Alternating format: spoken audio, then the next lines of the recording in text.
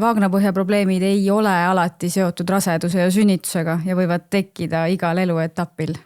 Jah, need võivad olla igas eluetapis, muidugi see sünnitus, rasedus ja sünnitus, see periood ise annab naise kehale üsna suure koormuse, lihtsalt oluliselt suurem raskus üsna lühikese aja jooksul tekib sinna vaagnapõhjale, mis ikkagist neid struktuure koos hormoonide ja kogu keha koostoimega mõjutab.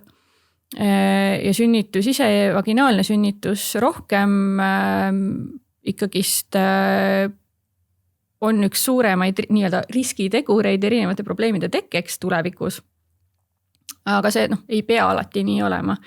Ja kui arvatakse, et keisrilõige võib-olla on see säästev mehhanism, siis jah, ta võib säästa, aga samas rasedust ta kanname ikkagist. Tihtipeale keiser on nii-öelda teine abinõu peale pikemat sünnitusprotsessi, seega see ei välista mitte midagi.